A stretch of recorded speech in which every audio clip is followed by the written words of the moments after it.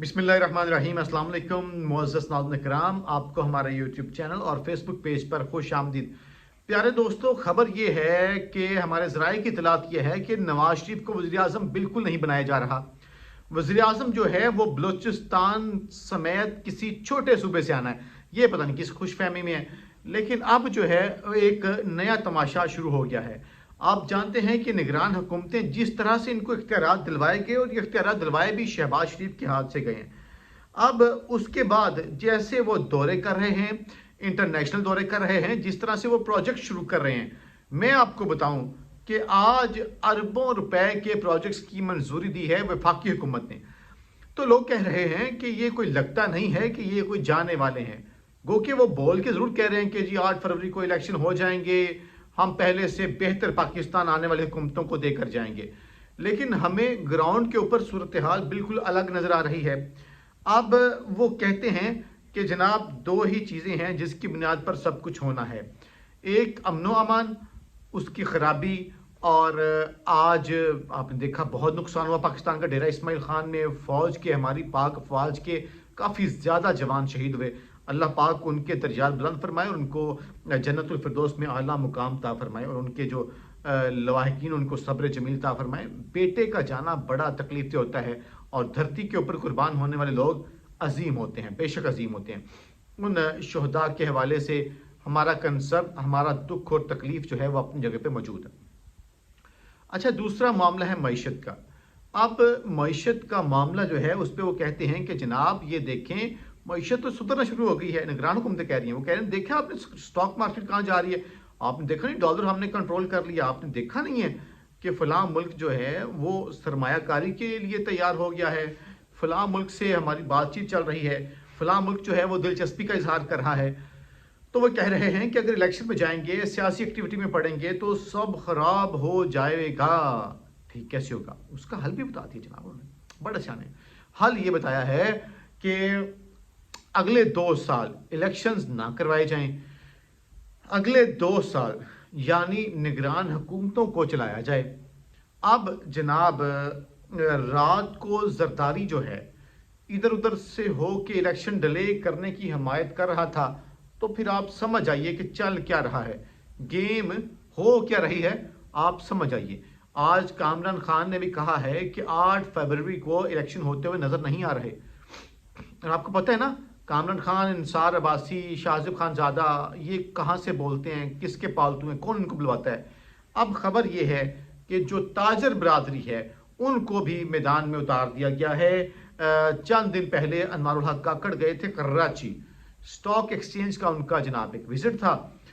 वहां पर उनकी ताजरों से मुलाकात होती है, और जो ताजर बरादरी है उन्होंने उनसे कहा कि देखिए मईशत की मुकम्मल बहाली के लिए तसलसल जो है वो ज़रूरी है, और इसलिए ताजरों की अक्सरियत ने, एक तो ने नहीं, अक्सरियत ने निगरान सेटअप को जारी रखने का मुतालबा किया है।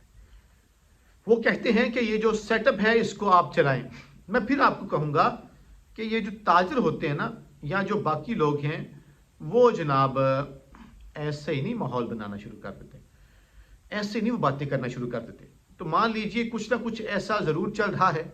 अब देखना यह है कि नवाज शरीफ को उसमें से क्या मिलता है। ये अलग कहानी है कि नवाज शरीफ को तोहफे भी दिए जा रहे हैं।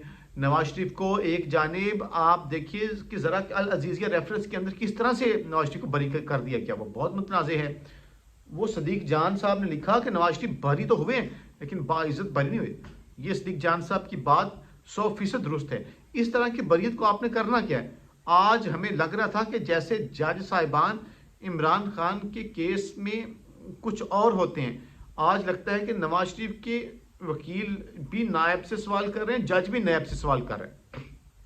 का देखें जी, ये मिले हैं, नवाज शरीफ के बच्चे छोटे थे, उनके पास इतने जराए नहीं थे कि वो मिल बनाते। ये मिल्स हैं, ये नवाज शरीफ नहीं बनाई। तो जज साहब ने कहा तो नवाज शरीफ का ताल्लुक साबित करे ना इससे। नैब का प्रोसिक्यूटर कहता है सर ये भी यही तो साबित कर रहे हैं कि बच्चे छोटे हैं, उनके पास जरिया आमदन नहीं है, वो मिल कहां से खरीद सकते हैं। जज साहब कहते हैं नहीं नहीं नहीं नहीं, आपको नहीं पता मियाँ शरीफ का भी कारोबार था। अल्लाह मेरी, तो ये तो एलन मस्क से भी बड़े जनाब कारोबारी हजरात थे उस जमाने के। تو جج جناب ڈیفینڈ کر رہے ہیں، یہی وہ الفاظ ہیں جو نواز شریف بولتے تھے، یہی الفاظ نون لیگ بولتی تھی۔ پھر ایک موقع پر نیب نے کہا جی ہماری تمام جو دستاویزات جو شواہد ہیں وہ فوٹو کاپیز ہیں۔ جب یہ لائنز آئیں تو پتہ چل گیا کیس فارغ ہو گیا، کیونکہ عدالت فوٹو کاپیز کو نہیں مانتی۔ تو اس کے بعد جسٹس عامر فاروق صاحب نے 7.5 منٹ کا انصاف کر دیا۔ اس سے پہلے بڑا دلچسپ معاملہ ہوا، ایک موقع پر جسٹس گل حسن اورنگزیب جو تھے وہ نواز شریف کے وکیل کو اس بات پر قائل کر رہے تھے کہ آپ کا کیس کیوں نہ ریمانڈ پر دائر کر دیا جائے، یعنی احتساب عدالت بھیج دیا جائے۔ لیکن جسٹس عامر فاروق نے ان سے مشاورت کی اور نیب کی استدعا مسترد کرتے ہوئے کہا کہ نہیں میرٹ کے اوپر ہم ہی ادھر یا اس کا فیصلہ کرتے ہیں۔ میں نے کہا ہم کس لیے بیٹھے ہوئے ہیں؟ پھر جسٹس عامر فاروق صاحب نے فوری طور پر 7.5 منٹ کا جو انصاف ہے وہ کیا، اور چشم فلک نے دیکھا کہ 7 منٹ کے انصاف کو لے کر انہوں نے کہا، جس طرح انہوں نے پہلے بولا تھا کہ جو ریلیف نواز شریف کو دیا گیا ہے یہ صرف نواز شریف کے لیے، یہ آئندہ کے لیے نہیں ہے، یہ کسی اور کو نہیں دیا جائے گا۔ یہ 7 منٹ کا ریلیف جو ہے یہ صرف نواز شریف کے لیے۔ آخری کیس میں ان کو بالکل بری کر دیا گیا۔ اس بار 7 منٹ فیصلہ محفوظ کیا گیا، اور فیصلہ محفوظ کرنے کے 7 منٹ بعد انہوں نے نواز شریف کو العزیزیہ ریفرنس کے اندر بری کر دیا۔ امید ہے اسلام آباد ہائی کورٹ جو ہے وہ دیگر کیسز کے اندر بھی یہی صورتحال جو ہے اختیار کرے گی۔ دیکھتے ہیں یہ اختیار کرتے ہیں یا نہیں کرتے۔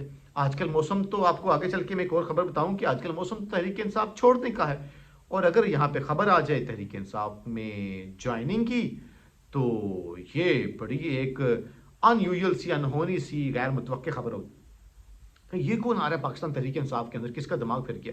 میں آپ کو بتا دوں ملاقات ہو گئی ہے، اگلے 1-2 روز کے اندر اعلان بھی کر دیا جائے گا کہ وہ پاکستان تحریک انصاف جوائن کریں۔ یہ کوئی اور نہیں ہے، کافی دیر سے لوگوں کی خواہش تھی، لوگوں کو خیال بھی تھا کہ شاید جوائننگ ہو گئی ہے، لیکن جوائننگ تب نہیں ہوئی تھی۔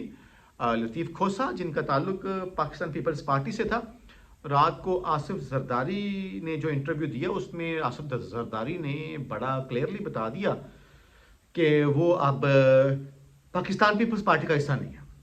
اس کے بعد ان کی آج عمران خان صاحب سے ملاقات ہوئی ہے، اور عمران خان صاحب سے ملاقات کے بعد لطیف کھوسا نے باقاعدہ طور پر، باضابطہ طور پر تحریک انصاف جوائن کر لی ہے۔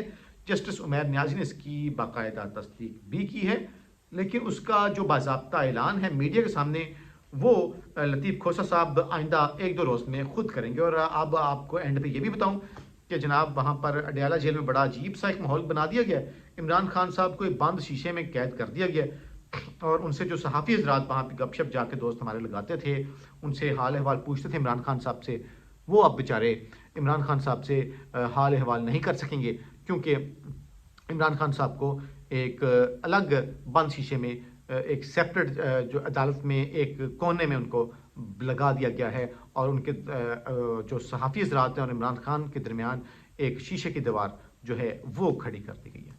تو صاف سب کو نظر آ رہا ہے کہ آپ چور لٹیرے ڈاکوں کو تو انصاف دلوا رہے ہیں، لیکن ایک ایماندار لیڈر کو، امت مسلمہ کے لیڈر کو، ایک ایسے لیڈر کو جس نے پوری دنیا میں ڈنکے کی چوٹ پر ناموس رسالت کا کیس لڑا اور جیتا بھی، اور آپ کسی کافر کی جرت نہیں ہے وہ میرے آقا حضرت محمد عربی صلی اللہ علیہ وآلہ وسلم کی شان میں گستاخی کر سکے۔ تو ایسی گستاخی کرنے والوں پہ جو بند باندھا، گستاخی کرنے والوں کا جو راستہ روکا، وہ امت مسلمہ کے لیڈر عمران خان نے روکا۔ اور ایسے لیڈر کے متعلق آپ کس طرح کا انصاف کر رہے ہیں، کس طرح کے جھوٹے کیسز بنا رہے ہیں، بچے کو پتہ ہے۔ پاکستانیوں اپنا خیال رکھیں، اللہ نے کے بعد۔